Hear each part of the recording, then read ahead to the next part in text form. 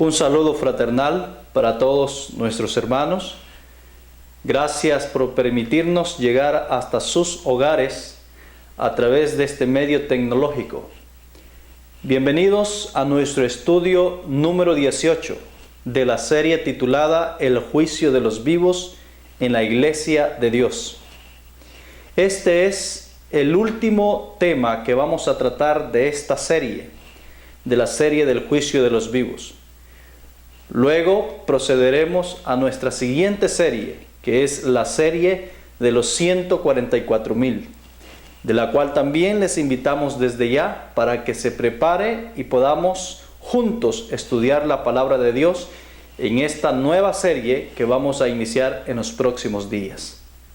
Ahora quiero invitarles a que vayamos de rodilla, elevemos una oración a nuestro Dios y así podamos iniciar nuestro estudio de hoy.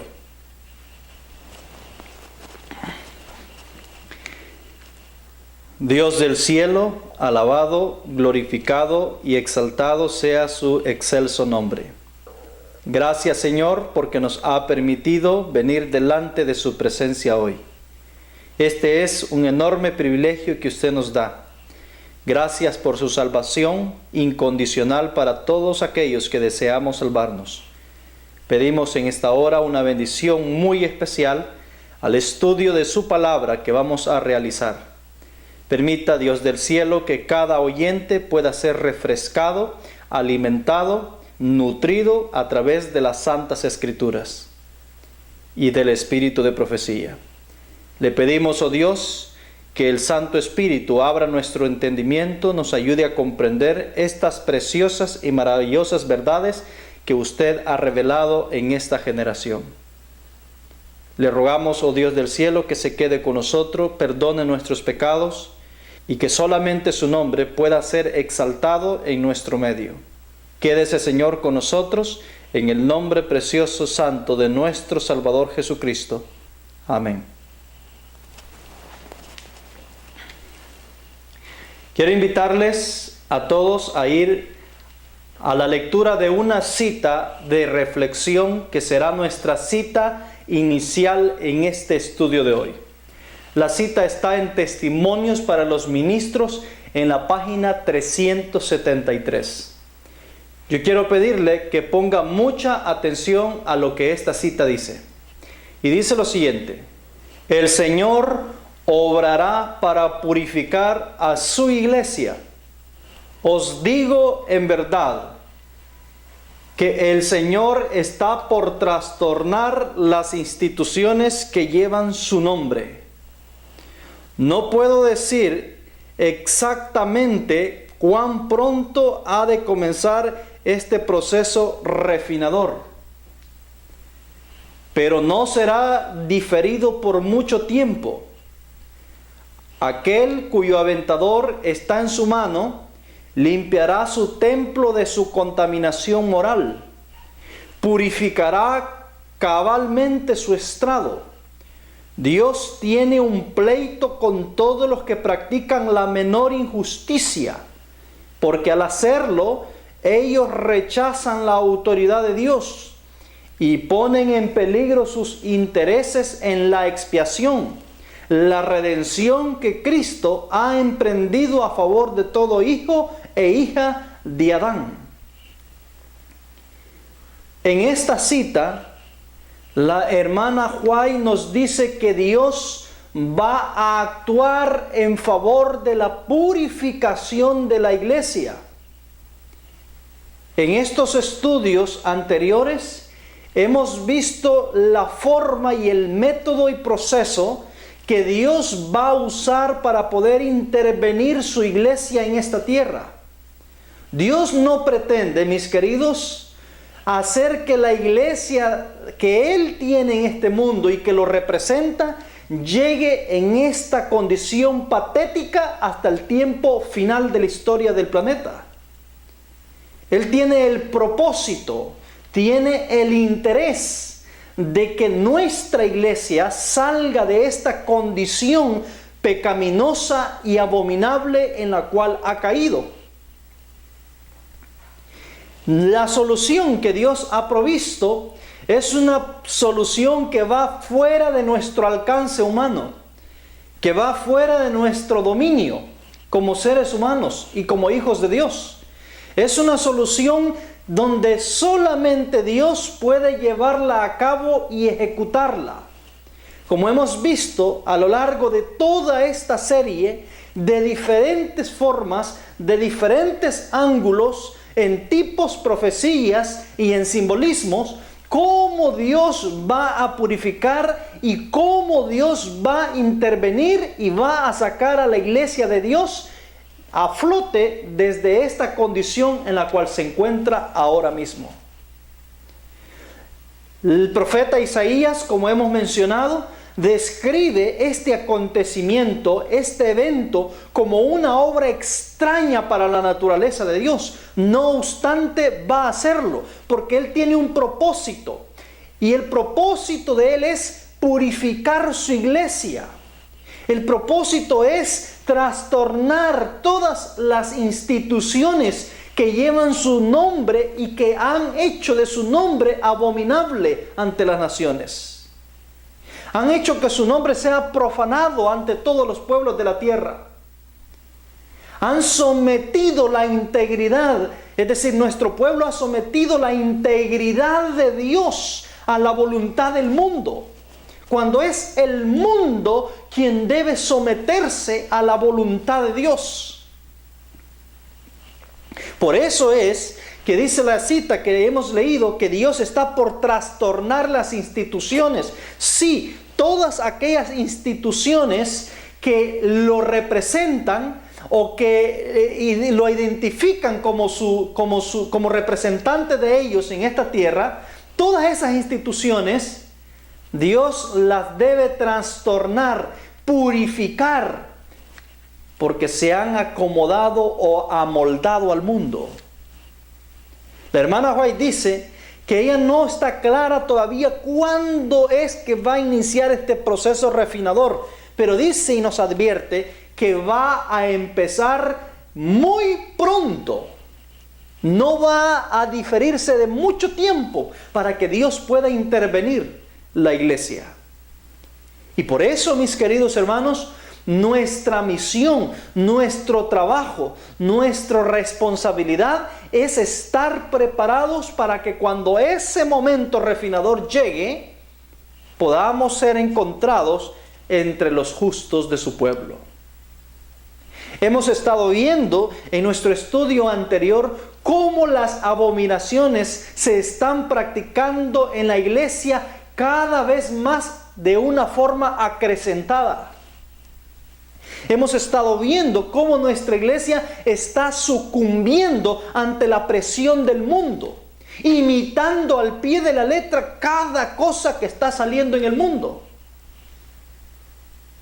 Hermanos queridos, estamos en una temporada, en una estación o en un tiempo donde el pueblo que Dios tiene aquí para representarlo está más bien representando al mundo que al Dios mismo al cual deberían estar representando.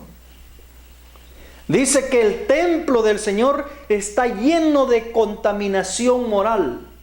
Los pecados dentro de la iglesia se pueden contar por montones. Y la indiferencia de nuestros líderes y de nuestros ancianos, ministros y ancianos de iglesias y líderes en general de la iglesia es terriblemente espantosa. Mis queridos hermanos, no obstante, Dios intervendrá ese pueblo que está hundido en este fango. Hemos visto en nuestro estudio anterior que una de las abominaciones más comunes que se están practicando dentro de nuestra iglesia es el comercio religioso. Se está comercializando la religión dentro de nuestro pueblo de una manera súbita, de una manera casi insospechada. Es decir, Satanás está infiltrándose de a poco hasta que la iglesia ha llegado a tomar como algo normal lo que delante de Dios es una abominación. Hemos visto en nuestro estudio anterior que incluso nuestra hermandad en general ha caído en ese fango de abominación. Ahora, mis queridos hermanos, vamos a continuar tratando estas abominaciones que se están haciendo dentro de nuestra iglesia y vamos a ver cuál es la condición que Dios tiene al final para poder sacarlos de este problema en el cual hemos caído. Quiero invitarles ahora al libro de Oseas, en el capítulo 2, versículo 14 y 15. Ahí Dios, en la profecía de Oseas, que dicho sea de paso, Oseas 1 y 2, es una profecía para la iglesia que iba a estar en el tiempo del fin. En su momento vamos a estudiar esa profecía, pero ahora solo retomaré estos dos versículos, hablando concerniente a la iglesia de Dios. Ahí, en estos dos versículos, se nos describe que ante tal calamidad que como iglesia hemos llegado, Dios abre una puerta de esperanza para ella. Y vamos a ver en qué consiste esa puerta de esperanza que Dios apertura en favor de la iglesia adventista del séptimo día.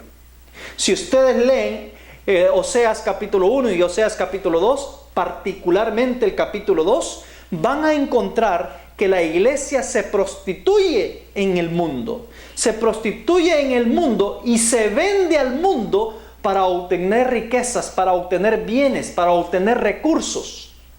Si usted tiene tiempo, tómese la oportunidad de leer el capítulo 2 de Oseas, para que entienda el contexto en el cual vamos a tratar en estos dos versículos. Ahora, mire lo que dice Oseas capítulo 2, versículo 14 y 15. Pero he aquí, yo la atraeré y la llevaré al desierto y hablaré a su corazón y le daré sus viñas desde ahí y el valle de Acor por puerta de esperanza. Y allí cantará como en los tiempos de su juventud y como en el día de su subida de la tierra de Egipto. Dice el libro de Oseas que el Señor conducirá a la iglesia al desierto. Hermanos, el desierto, es decir, el desierto es símbolo de crisis, es símbolo de necesidad. En el desierto falta de todo, lo opuesto a una viña. En la viña hay frutas, hay alimento, hay comida, pero en el desierto es lo opuesto. Dice que Él la va a conducir al desierto, es decir, a una crisis de necesidad. Es decir, de necesidad de todo. La intención de Dios de conducirla al desierto, es decir, despojarla, es porque ella ha ido detrás de los bienes, detrás de las riquezas, detrás de las comodidades. Entonces Dios la va a conducir a un lugar opuesto a lo que ella ha ido buscando. Y por eso es que nos dice la Escritura que el Señor la conduce al desierto. Y cuando Él la lleva al desierto, la lleva a que se encuentre en esa condición deplorable, le habla al corazón. Quiere decir que Dios enviará un mensaje a la iglesia. Y enviará un mensajero, porque un mensaje no puede venir si no viene un mensajero para darlo. Entonces enviará un mensajero para darle un mensaje al corazón de la iglesia. ¿Sí? Para darle un mensaje al corazón de la iglesia y hablarle al corazón. ¿Con qué intención? Con la intención que reconozca, con la intención que despierte y con la intención que vuelva a su verdadero marido, es decir, a su verdadero Dios. Con esa intención es que Él le habla al corazón. Así es de que Dios llama a un profeta para que vaya y le hable a su pueblo, a su iglesia, cuando esté en esta crisis del desierto.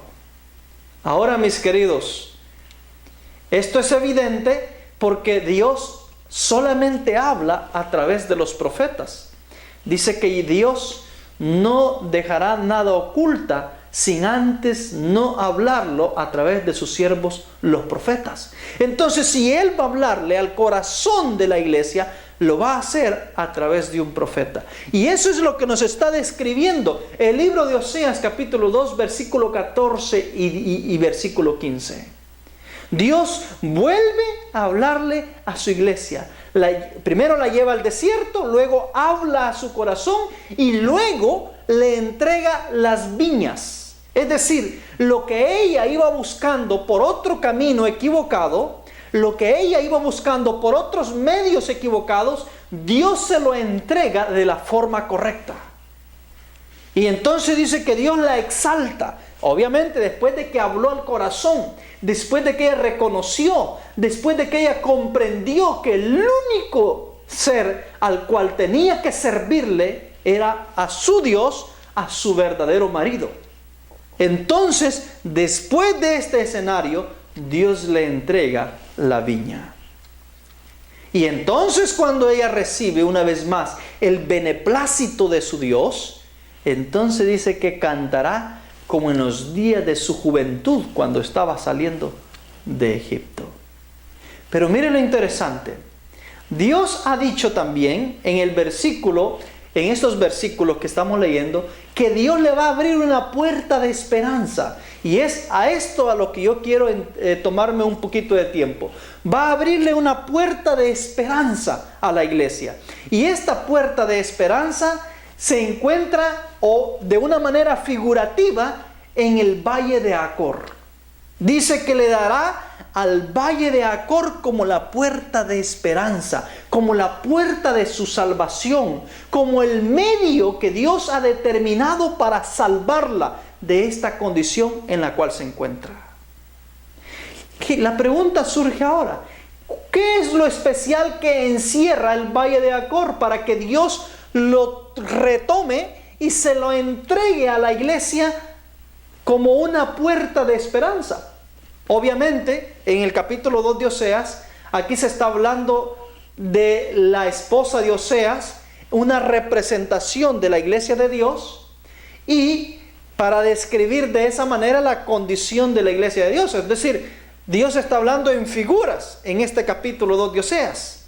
Entonces es evidente de que este valle de Acor que sale aquí en Oseas capítulo 2, 14 y 15, también es un valle figurativo que se le entrega a una mujer figurativa para que pueda ser su puerta de esperanza, su puerta de salvación.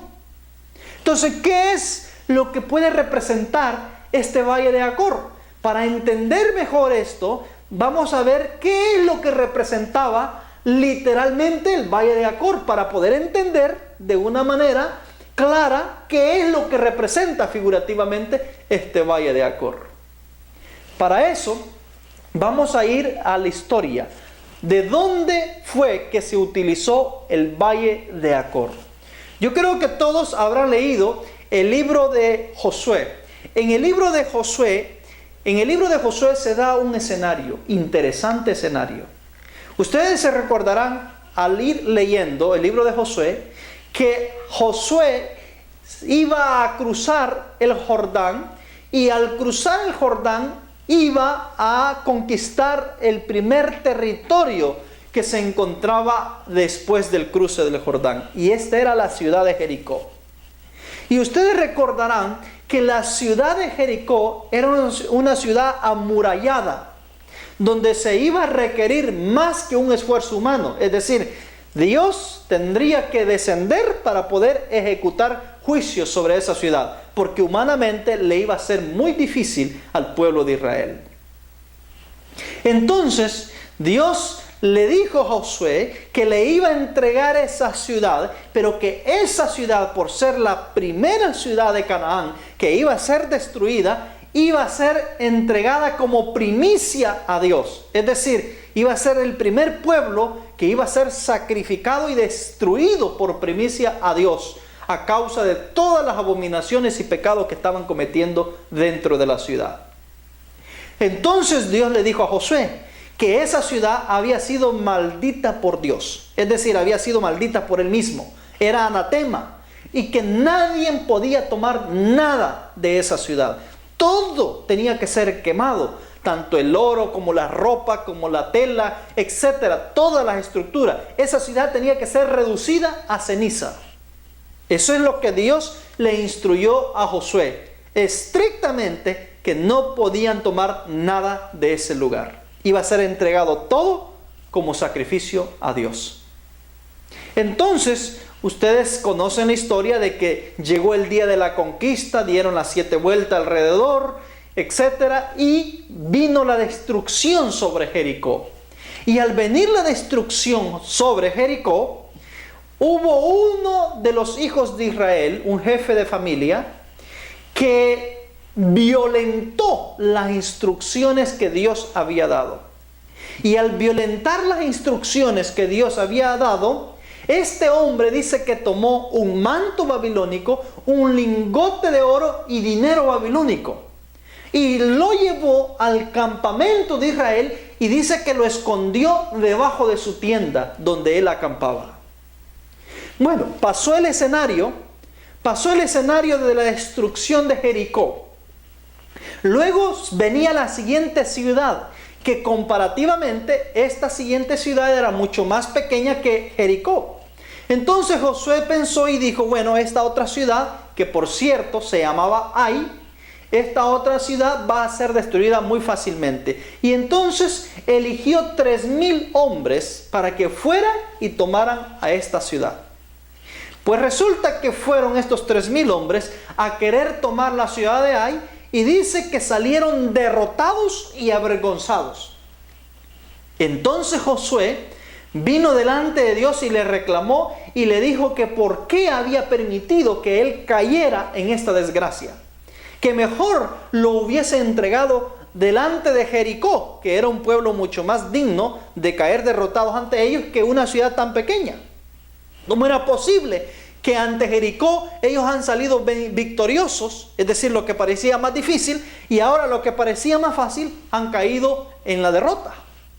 Entonces Dios le respondió y le dijo, Josué, hay un anatema en medio vuestro, es decir, hay un maldito entre ustedes, que violentó mi mandamiento de no tomar nada de Jericó. Y entonces Josué, apesadumbrado por la respuesta de Dios, ha ido al campamento y ha empezado una minuciosa investigación para dar con el paradero de este anatema, que anatema quiere decir maldito, de este anatema que se encontraba dentro de los campamentos de Israel. Y entonces, mis hermanos, la suerte, dice la Escritura, cayó sobre Acán. Acán fue el desafortunado que había cometido este pecado horrendo delante de la vista de Dios. Y dice la Escritura que entonces fue juzgado y fue finalmente hallado culpable. Entonces dice el libro de Josué, en el capítulo 7, en el versículo 24 y 26, dice lo siguiente: entonces Josué y todo Israel con él tomaron a Acán, hijo de Zera, el dinero, el manto, el lingote de oro, sus hijos, sus hijas, sus bueyes, sus asnos, sus ovejas, su tienda y todo cuanto tenía, y lo llevaron todo al valle de Acor. Y le dijo Josué: ¿por qué nos has turbado? Túrbete el Señor en este día. Y todos los israelitas lo apedrearon y los quemaron después de apedrearlos, y levantaron sobre él un gran montón de piedras que permanece hasta hoy. Y el Señor se volvió del ardor de su ira, y por esto aquel lugar se llama el Valle de Acor hasta hoy. Aquí está la clave de la puerta de esperanza que Dios le está dando a la iglesia en Oseas 2, 14 y 15. Allá en Oseas 2, 14 al 15, el Señor dijo que le iba a dar a su iglesia al valle de Acor como puerta de esperanza para salvación de ella. Pues bien, en Josué se nos describe qué fue exactamente lo que ocurrió en el valle de Acor. Lo que ocurrió en el valle de Acor, mis queridos, fue la muerte de todos aquellos abominables hijos de Dios que habían traspasado su mandamiento al ordenarles que no tomaran ninguna cosa del anatema. Pero este hombre, por la avaricia y por el corazón inclinado a la avaricia, no le importó el mandato de Dios, sino que en su desesperado deseo fue y tomó dinero, manto y el lingote de oro de Babilonia. Ah, mis queridos, esta es una lección para nosotros, porque Dios ha dicho que a la iglesia que Dios tiene hoy, es decir, a la iglesia que va a llegar al fin de los tiempos, le va a entregar al valle de Acor como su puerta de esperanza. Esto quiere decir que una vez más, para que Dios pueda volver a estar entre su pueblo, porque su presencia no está ahora mismo, dice que es necesario que los acanes antitípicos sean destruidos. Por eso es que a lo largo de esta serie hemos venido estudiando de que Dios va a purificar la iglesia y que la purificación de esta iglesia tiene que ver con la destrucción del impío, tiene que ver con la destrucción de la cizaña, tiene que ver con la separación del pez malo del pez bueno. Tiene que ver con una matanza que se hace dentro de la iglesia de Dios, pero que no la hace el ser humano, la hace Dios con sus ángeles. Esta es la única forma, la única manera que Dios ha visto propicia para poder salvar a la iglesia de esa condición en la cual ha caído. De lo contrario, si Dios no hace esta separación, si Dios no quita a los acanes antitípicos, la iglesia, en lugar de triunfar, va a fracasar y fracasar y fracasar. Eso fue lo que pasó con Israel por tener un acán dentro de ellos.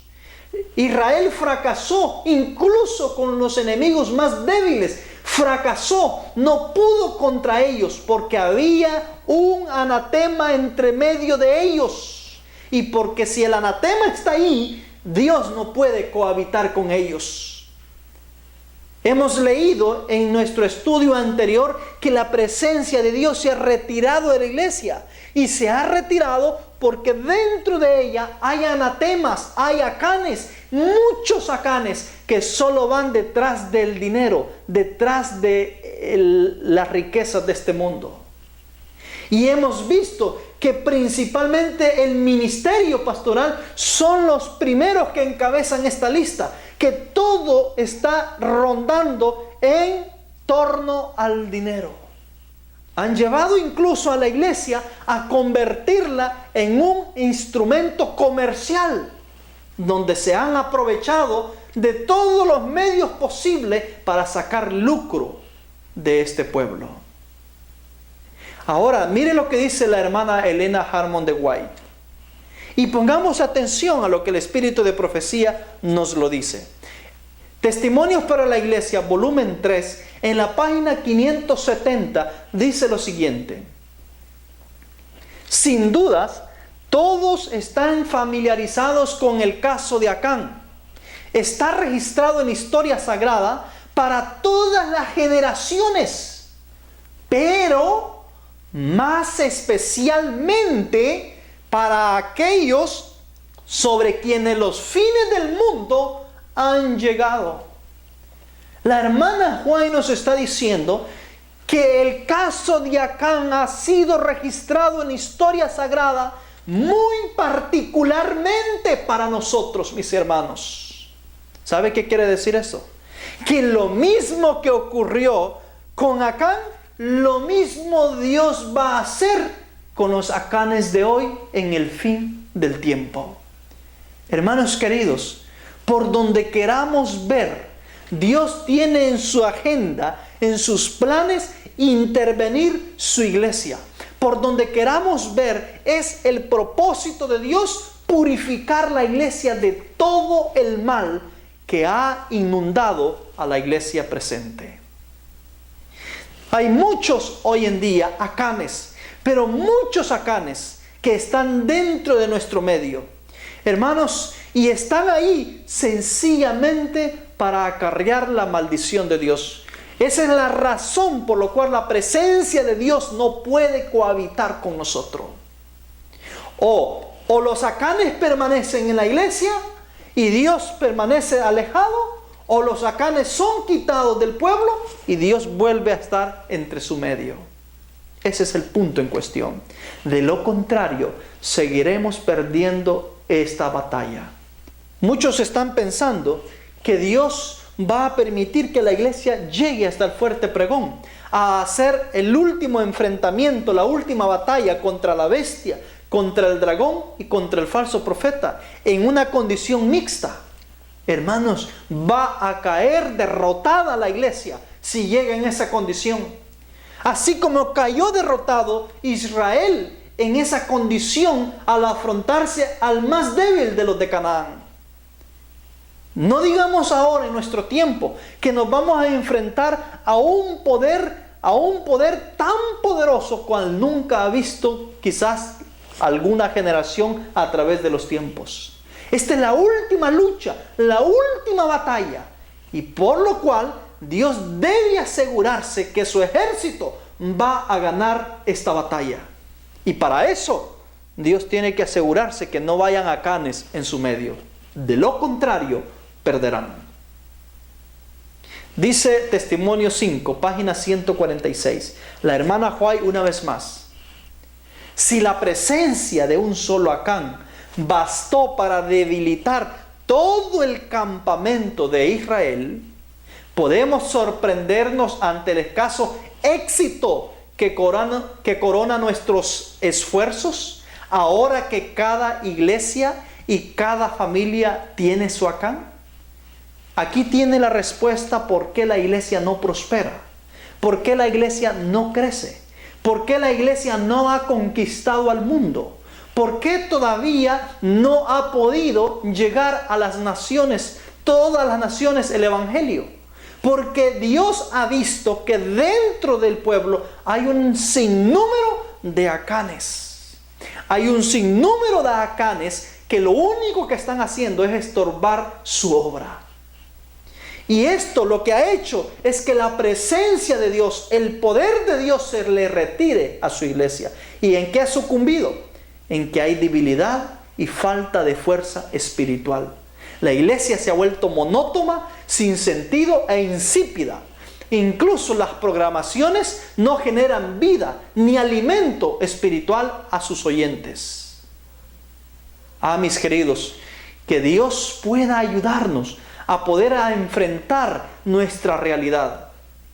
La hermana White dice que no debemos de sorprendernos ante este caso, porque hoy cada familia, cada iglesia tiene sus Acanes.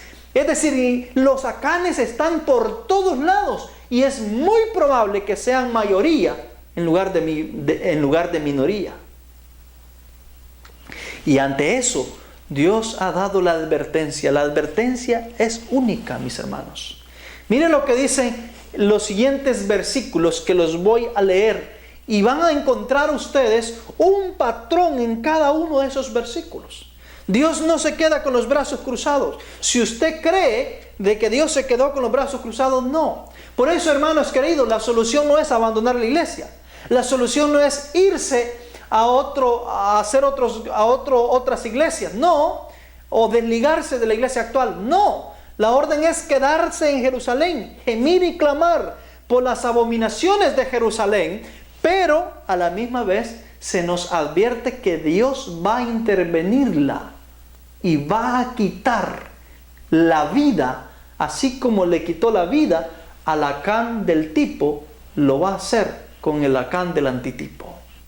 Miren lo que dice los siguientes versículos. Isaías 1:20 dice lo siguiente: si rehusáis y sois rebeldes, seréis consumidos a espada, porque la boca del Eterno lo ha dicho. Obsérvese, seréis consumidos a espada si seguimos en rebelión. Isaías 66:16, porque el Señor juzgará con fuego y con su espada a todo hombre, y los muertos del Señor serán multiplicados. Obsérvese que dice que Dios juzgará con fuego y espada. El fuego es al tiempo final, y con su espada es previamente, antes de la última batalla de la iglesia. Es un juicio parcial. Eliminará solo a los acanes. Y Amós 9:10 dice: a espada morirán todos los pecadores de mi pueblo, que dicen, no se acercará ni nos alcanzará el mal. Y por último, la hermana White dice: y vi que el Señor le estaba sacando filo a su espada en el cielo para cegarlos. Testimonios para la Iglesia, volumen 1, página 175. La hermana White vio en visión que Dios ya estaba sacando filo a su espada para hacer una siega en la tierra sobre la iglesia de Dios, sobre el Israel, sobre su pueblo, sobre aquellos que dicen llevar el nombre de Dios, pero en lugar de exaltarlo, lo están pisoteando. Hermanos, Dios no quedará con sus brazos cruzados. Él va a obrar en su iglesia. Él va a sacar por las buenas o por las malas a todos aquellos que han vivido una vida de corrupción, inclinados al mal, deseando solamente ir en contra de la voluntad de Dios. Y esta obra es una obra solemne, extraña incluso para el mismo Dios, pero dice la Escritura que Dios la va a realizar. Y es precisamente lo que Ezequiel capítulo 9 nos describe.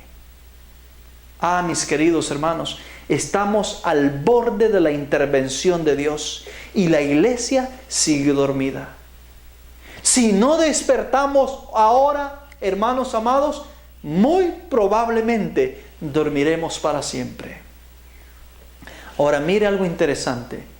El libro de Ezequiel capítulo 9 nos presenta la destrucción, nos presenta el sellamiento, nos presenta la destrucción de todos los que no reciben el sello, nos presenta el grupo que está gimiendo y clamando, y nos presenta el panorama general de la condición de la iglesia. También nos presenta el juicio que Dios hace sobre ella. Y amados hermanos, también nos presenta un grupo de fieles que se encuentran dentro de la iglesia, aún todavía, con todas las desavenencias, con toda la oposición, pero están ahí gimiendo y clamando, gimiendo por sus pecados y clamando por los pecados del pueblo. Ahí están todavía. Estos no deben ser sellados porque son buenos o porque son perfectos. Seguramente todos son pecadores. La diferencia entre los que están gimiendo y clamando contra los que no están gimiendo y clamando es que estos han reconocido su pecado, se dan cuenta de su debilidad, se dan cuenta de sus iniquidades y por eso están clamando misericordia delante de Dios para que puedan ser perdonados y restaurados. Es decir, sienten la necesidad de cambiar, sienten el deseo de apartarse de las abominaciones que se están practicando.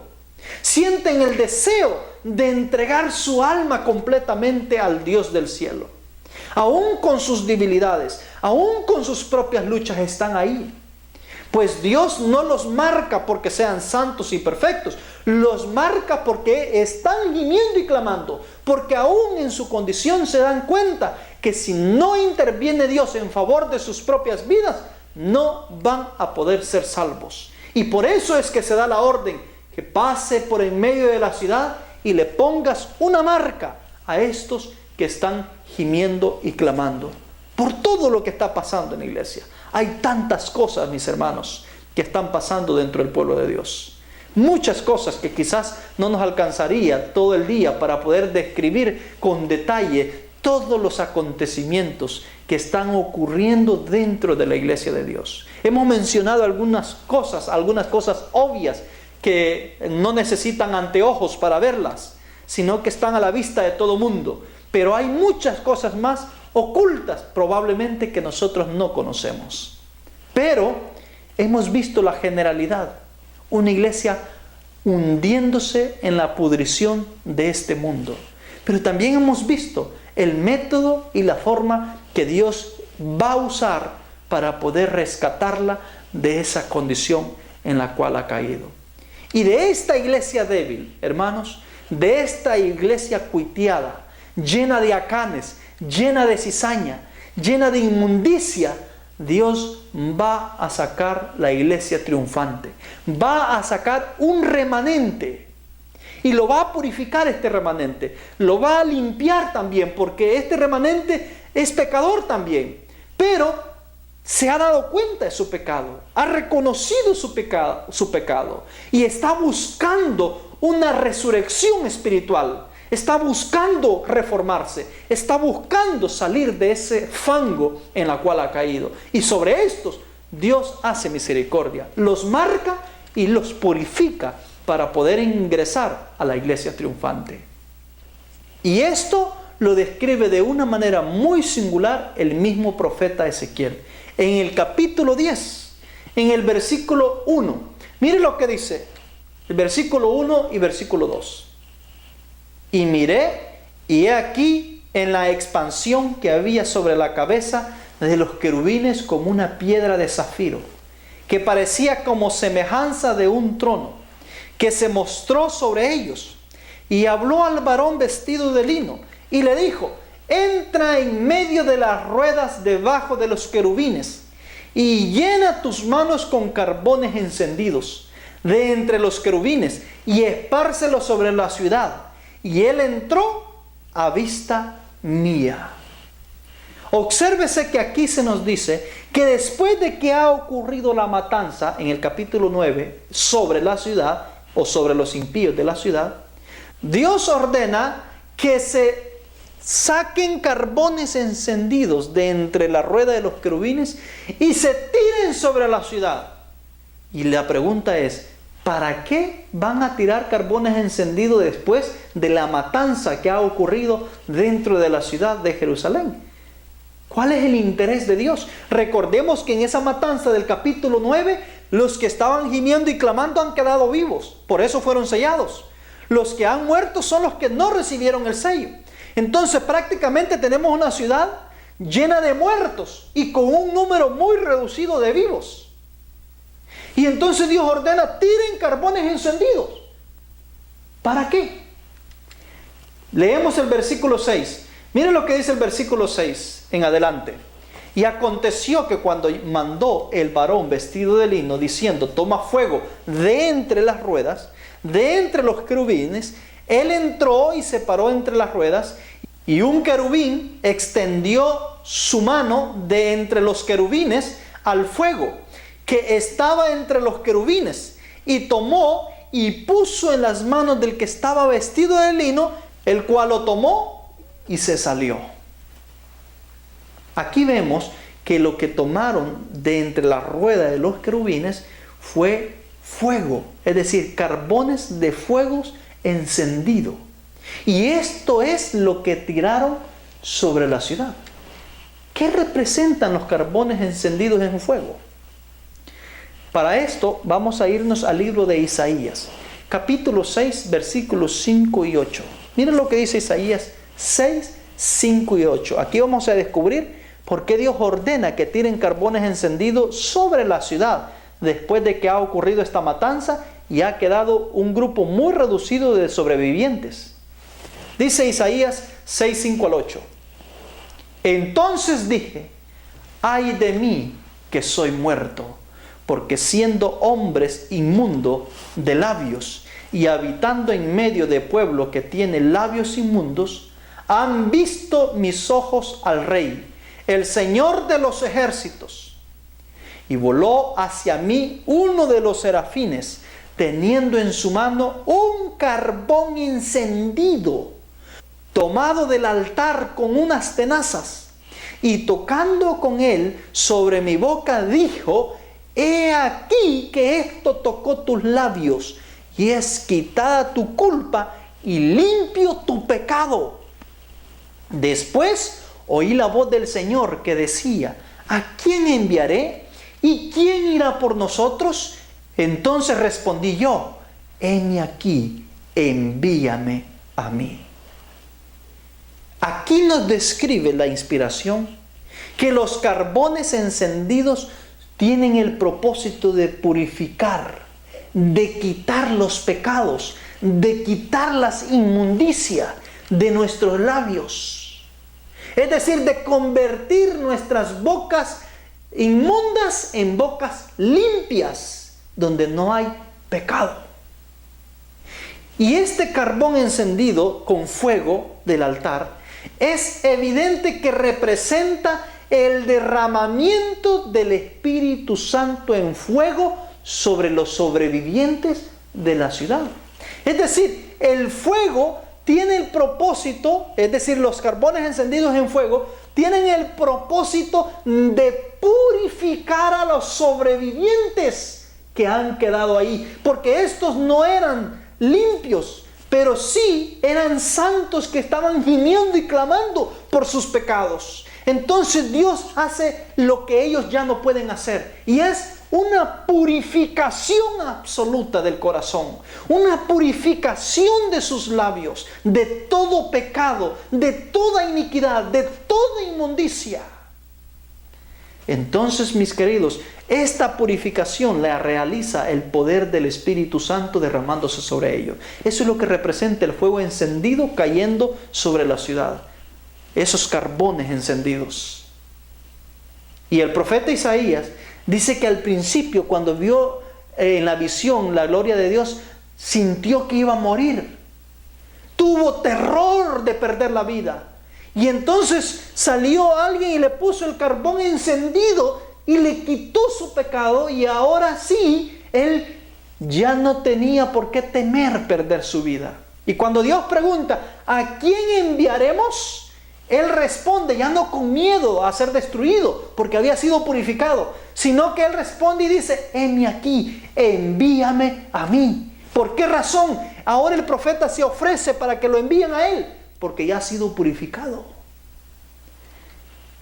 Es decir, después de que Dios purifique a este remanente pequeño que quedó con vida porque fue sellado, Dios los va a enviar también. ¿A dónde?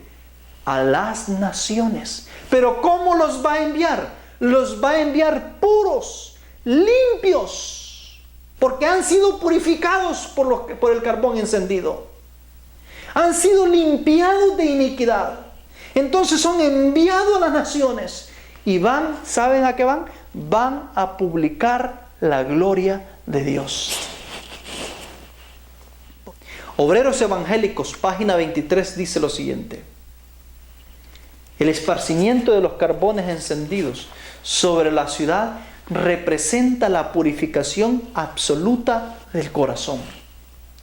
Obviamente la purificación absoluta del corazón de los sobrevivientes, no de los muertos, porque los muertos están muertos ya, sino de los que han sobrevivido en la ciudad por la destrucción que Dios va a causar. Eso es lo que representan los carbones encendidos, la purificación absoluta del corazón. ¿Quién es el que hace la purificación? Dice en el libro Dios nos cuida, página 238. Dice lo siguiente: el corazón en el cual Cristo hace su morada será vivificado, purificado, guiado y gobernado por el Espíritu Santo. El ente purificador es el Espíritu Santo, mis hermanos. Eso es lo que simboliza el carbón encendido.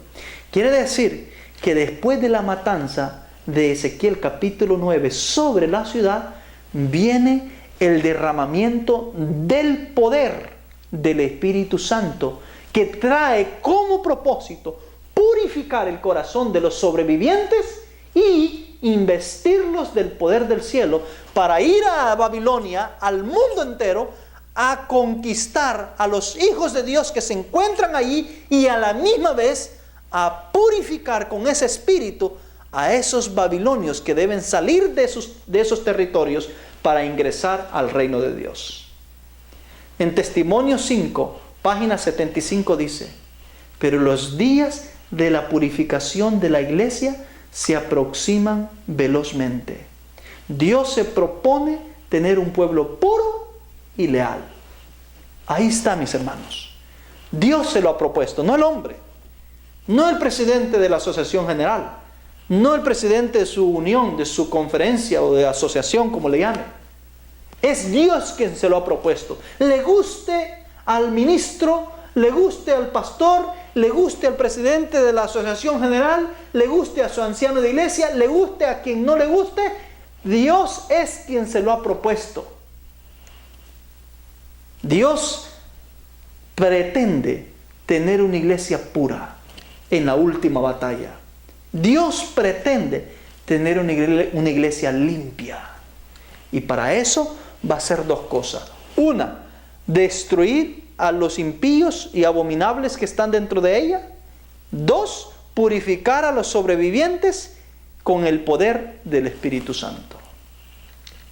Y el resultado de todo este proceso es lo que dice Conflicto de los Siglos, página 421. Mire lo que dice. Entonces, la iglesia que nuestro Señor recibirá para sí será una iglesia gloriosa, no teniendo mancha ni arruga, ni otra cosa semejante. Entonces ella aparecerá como el alba, hermosa como la luna, esclarecida como el sol, imponente como ejército, con banderas tremolantes. Eso es lo que Dios va a sacar después de esta intervención que haga sobre Jerusalén, después de que haya destruido a los acanes, después de que haya destruido la cizaña. Dios va a sacar una iglesia pura, una iglesia limpia, no una iglesia mixta, sino una iglesia pura, limpia, porque va a limpiar, a quitar a los pecadores y va a purificar a los que queden con vida, con el poder del cielo. Dice también Sofonías, capítulo 2, versículos 12 y 13. Dejaré en medio de ti un pueblo manso y humilde que confiará en el nombre del Eterno. El remanente de Israel no cometerá injusticia, ni dirá mentira, ni en su boca se hallará lengua engañosa. Serán apacentados y dormirán, y no habrá quien los atemorice. Es decir, Dios dejará en medio del pueblo un remanente manso y humilde, limpio de labios, purificado. Hermanos, eso es lo que Dios va a dejar. Quiere decir que a los demás los va a talar, pero Dios va a dejar un remanente puro. Y esto lo va a hacer antes del fuerte pregón, porque para el fuerte pregón el remanente debe estar ya puro, para poder traer a otros a la pureza de Dios. Porque no puede estar impuro, ni mixto, y a la misma vez querer traer a los babilonios para que vengan a una estación impura, sino que los va a traer o los van a invitar a venir para que vengan a un estado de pureza, de limpieza, ya purificados. Dice que la iglesia va a estar esclarecida como el sol, va a estar hermosa como la luna. Así es como termina la iglesia. La iglesia será una iglesia gloriosa, que no tendrá mancha ni arruga en el periodo del fuerte pregón. Un pueblo humilde, manso, que confiará en el nombre del Señor. Un Israel que no va a decir mentira, que no va a tener engaño, que no va a predicar fábulas, que no va a predicar mentiras a la gente, sino la verdad pura, no adulterada, derramada de parte de Dios, es decir, venida del cielo. Esta descripción de un pueblo puro, de un pueblo limpio, de un pueblo que no va a tener engaño en sus bocas, que no va a tener suciedad en sus bocas, solo nos lleva a pensar en Apocalipsis capítulo 14, versículo 5. Mire lo que dice. Y en sus bocas no fue hallado engaño, porque ellos son sin mancha delante del trono de Dios. Esta descripción de Apocalipsis es concerniente a los 144,000. Esto pareciera ser que al decirnos de que no va a haber suciedad en sus bocas, que no va a haber engaño en sus bocas, en los versículos anteriores y en las citas que hemos leído, que va a ser una iglesia pura, esto nos describe como una atmósfera tal como se describe en Apocalipsis 14 en relación a los 144,000. Pues bien, quiero decirles que la descripción del capítulo 9 de Ezequiel y el capítulo 10 no es otra cosa más que el sellamiento de los 144,000. Es decir, los que sobreviven en Ezequiel capítulo 9 son los 144,000 que describe el capítulo 14 de Apocalipsis y el capítulo 7. Esto lo dice claramente el libro de Joya de los Testimonios en el volumen 1 en la página 335. Si usted quiere saber dónde se habla de los 144,000 en el Antiguo Testamento, váyase a Ezequiel 9. Ahí se habla de los 144,000. Los sellados que se van a marcar en Ezequiel 9 son los 144,000. Esto lo dice la hermana White. Leamos la cita. Joya de los Testimonios, volumen 1, página 335. El verdadero pueblo de Dios, que toma a pecho el espíritu de la obra del Señor y la salvación de las almas, verá siempre el pecado en su verdadero carácter pecaminoso. Estará siempre de parte de los que denuncian claramente los pecados que tan fácilmente asedian a los hijos de Dios, especialmente en la obra final que se hace en favor de la iglesia, en el tiempo del sellamiento de los 144,000 que han de subsistir sin defectos delante del trono de Dios. Sentirán muy profundamente los yerros de los que profesan ser hijos de Dios. Esto lo expone con mucho vigor la ilustración que presenta el profeta acerca de la última obra bajo la figura de los hombres que tenían sendas armas destructoras en las manos. Entre ellos había uno vestido de lino que tenía en su lado un tintero. Y díjole el Señor: pasa por medio de la ciudad, por medio de Jerusalén, y pon una señal en la frente a los hombres que gimen y que claman a causa de todas las abominaciones que se hacen en medio de ella. Hermanos, aquí en esta cita nos deja muy claro que la última obra que Dios va a hacer en favor de la iglesia es el sellamiento de los 144,000. Miren la cita. Y que este sellamiento de los 144,000 queda muy claro en la ilustración que se le presentó al profeta Ezequiel. En la ilustración cuando venían los hombres con las armas destructoras y en aquel que venía marcando a todos aquellos que estaban gimiendo y clamando por las abominaciones de Jerusalén. Es decir, la hermana White nos lleva y nos cita y nos dice que le pongamos atención al capítulo 9. Por eso es que Manuscritos Inéditos, volumen 1, en la página 241, la hermana White dice: lean y estudien el capítulo 9 de Ezequiel. Ella lo dice y le pide al pueblo que le pongamos atención, que estudiemos ese capítulo, porque ahí se encuentra la última obra que Dios va a hacer en favor de la iglesia. ¿Y sabe cuál es la última obra? La última obra es sellar a 144,000 individuos dentro del pueblo de Dios. Y eso es lo que Dios está haciendo ahora. Él está buscando dentro de la iglesia adventista a 144,000 personas que estén dispuestos a mantenerse firmes aunque el cielo y la tierra se desplomen. 144,000 individuos literales, como contados como los dedos de las manos, que están dentro del pueblo de Dios. Ahí se encuentran gimiendo y clamando. Dios los conoce y Dios sabe quiénes son. Y esos son los que Dios pretende sellar. Y pretende sellarlos porque es a través de ellos que Dios va a dar el último fuerte pregón. Porque la inspiración nos dice que después de que ellos hayan sido sellados, Dios destruirá al resto del pueblo que no haya recibido el sello del Dios vivo. Y a estos que han quedado sellados y que han permanecido con vida, Dios les derramará el fuego del altar, es decir, el fuego del Espíritu Santo, los purificará y luego los enviará a todas las naciones. ¿Saben a qué van a todas las naciones?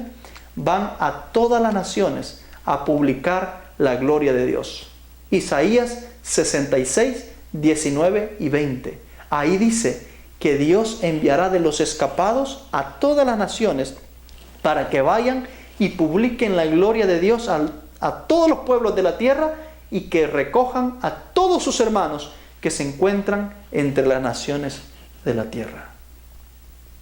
Mis queridos hermanos, si hasta este momento usted ha llegado con nosotros y ha analizado y ha estudiado, ha orado y ha suplicado a Dios por dirección y claridad de espíritu, quiero decirle de que Dios le extiende una invitación ahora a usted. Ha llegado el tiempo de decidirse en favor o en contra de Dios. Ha llegado el tiempo para que nosotros nos pongamos a favor de la verdad o en contra de la verdad. Lo que quiero decirles es que si hasta aquí usted ha llegado con nosotros, es porque Dios tiene un plan para su vida. No desaproveche la oportunidad de Dios.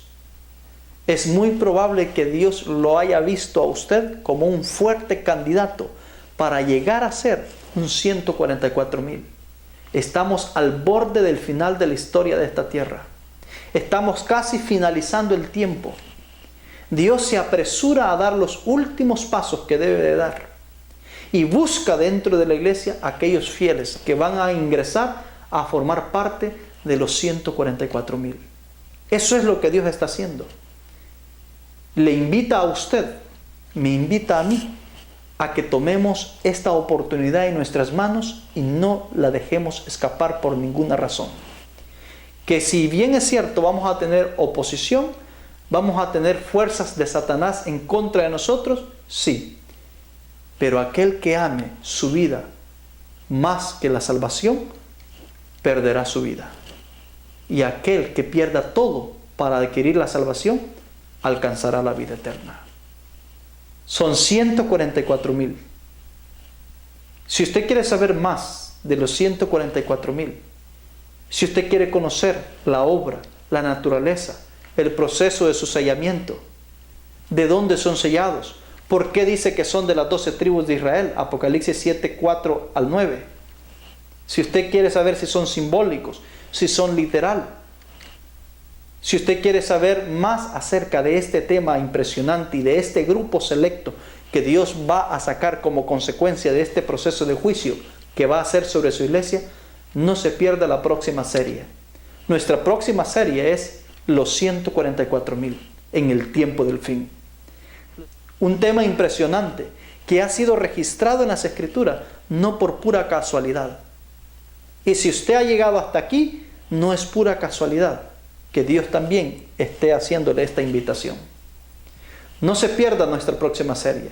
Tómese el tiempo, porque el tiempo que usted invierta en conocer más acerca de la verdad no es un tiempo perdido, es un tiempo ganado que se le va a recompensar 100 veces más en la vida eterna.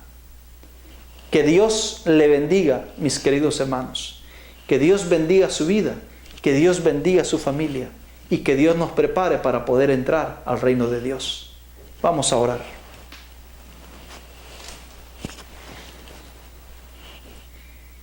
Querido Padre, gracias porque nos ha llamado, nos ha invitado a poder, Señor, escuchar su voz. Queremos, oh Dios, pedirle en esta hora una bendición muy especial sobre sus hijos.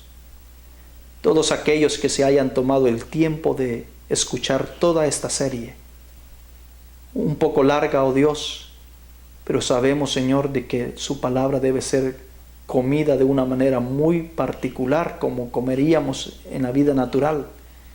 Masticarse correctamente el alimento para que pueda hacer la digestión correcta en nuestros estómagos. Así es tu palabra. Le rogamos, oh Dios, de que cada quien pueda masticar la palabra de vida lo suficiente para que pueda hacer el efecto esperado en sus vidas. Señor, nos ponemos en tus manos. Bendice a cada oyente sincero que se tomó el tiempo para escuchar esta serie. Ayúdanos, oh Dios, para prepararnos. Ayúdanos para alistarnos para los tiempos que vienen. Vienen tiempos difíciles. Sabemos que tú te aproximas para tomar acción. Sabemos, Señor, que tú estás haciendo tus movimientos también para poder hacer realidad lo que te propones hacer en este último tiempo.